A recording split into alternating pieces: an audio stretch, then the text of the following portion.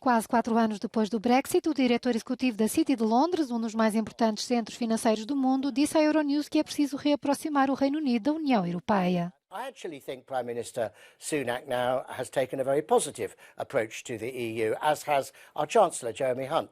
So I think, those days are past. I talk about a painful divorce. It was a painful divorce. But I think, we have to now get trust back because the opportunities for both the EU and the UK, by trading together, by working together, far outweigh those conflicts.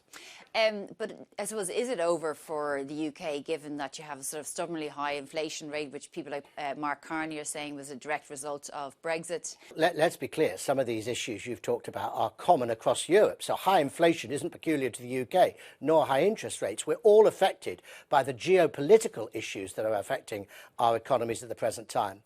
The one thing I think we need to do in the UK, and I think the EU as well, frankly, is to drive economic growth. We haven't had a lot of economic growth over the past few years, and we need to get growth back into the system. And I think EU countries are finding the same challenge as well. Well, then does that not mean that the UK is better off in something like the European Union? When you look at the US, the way it has its Inflation Reduction Act, and the EU, where you can work together as 27 member states, you just look at the COVID Recovery Fund and various other funds that happened throughout COVID.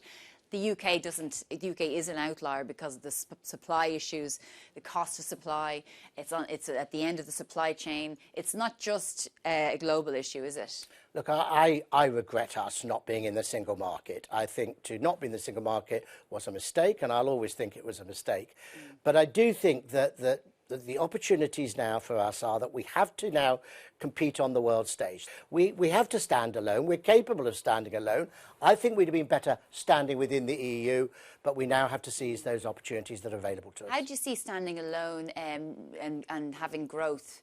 Does that mean driving down regulation, social dumping, all that kind of thing? No. So first of all, we don't want to deregulate. Let me be absolutely clear. High quality regulation, financial regulation, is really important to getting inward financial investment from across the world. So that's actually very important to us.